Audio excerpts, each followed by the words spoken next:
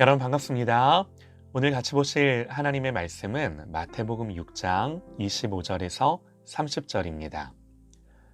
그러므로 내가 너희에게 이르노니 목숨을 위하여 무엇을 먹을까, 무엇을 마실까, 몸을 위하여 무엇을 입을까 염려하지 말라. 목숨이 음식보다 중하지 아니하며 몸이 의복보다 중하지 아니하냐. 공중의 새를 보라. 심지도 않고 거두지도 않고 창고에 모아들이지도 아니하되 너희 하늘 아버지께서 기르시나니 너희는 이것들보다 귀하지 아니하냐. 너희 중에 누가 염려함으로 그 키를 한 자라도 더할 수 있겠느냐. 또 너희가 어찌 의복을 위하여 염려하느냐. 들의 백합화가 어떻게 자라는가 생각하여 보라. 수고도 아니하고 길쌈도 아니하느니라. 그러나 내가 너희에게 말하노니 솔로몬의 모든 영광으로도 입은 것이 이 꽃 하나만 같지 못하였느니라.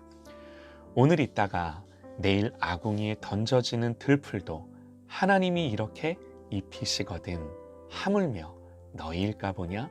믿음이 적은 자들아. 아멘. 산상수훈 42번째 묵상, 예수님이 보여주시는 하나님이라는 제목으로 하나님의 말씀 듣겠습니다. 여러 사람들 앞에 보이는 경건한 행위가 바리새인과 서기관들의 의였습니다.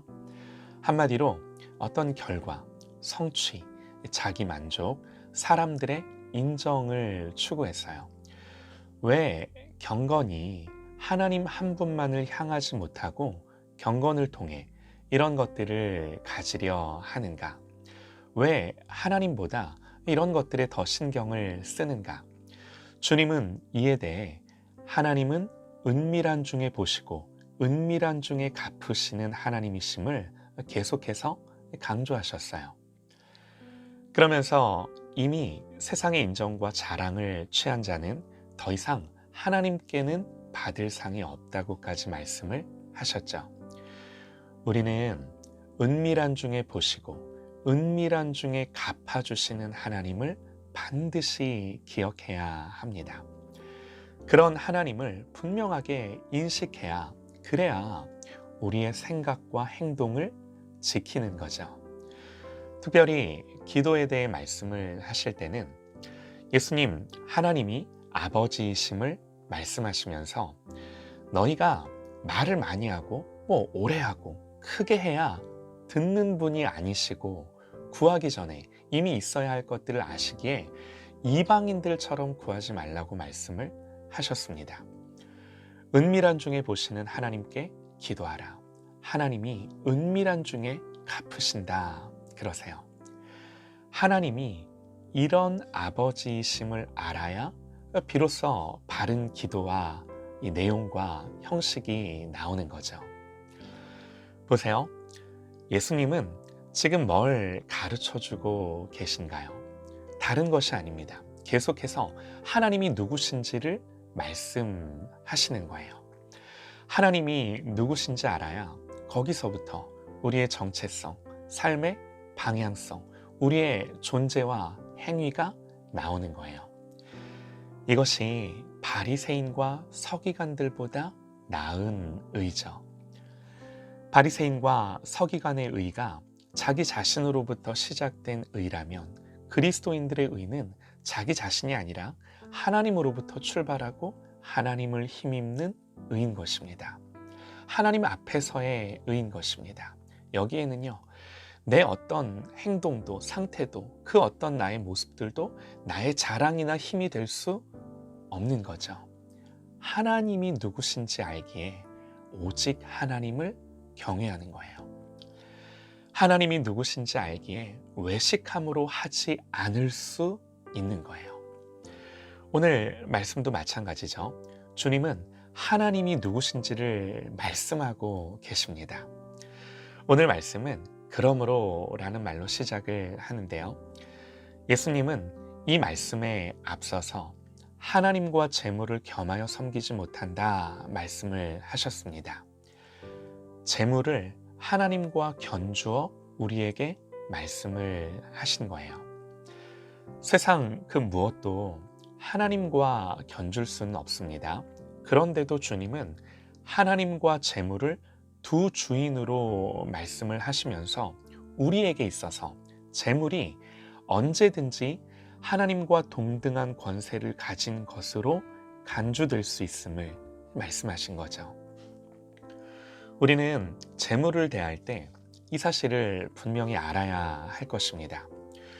우리는 주님 말씀처럼 언제든 두 주인을 섬기려 합니다. 그런데 두 주인을 섬길 수는 없는 거예요.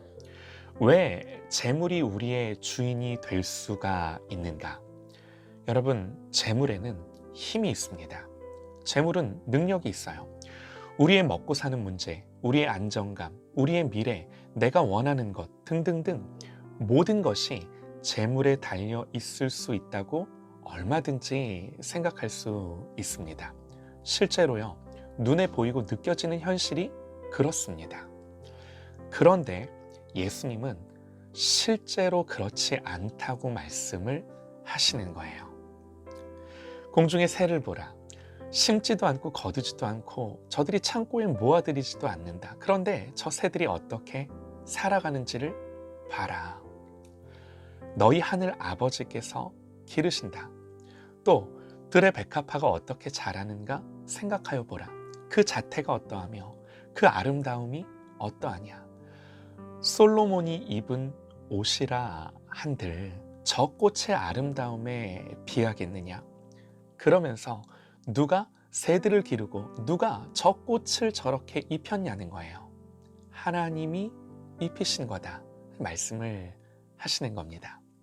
그러니 내 자녀들이 하나님 자녀들이 하나님 아버지를 앞에 두고 의복을 위하여 먹을 것을 위하여 마실 것을 위하여 염려하는 것이 합당하지 않다는 겁니다.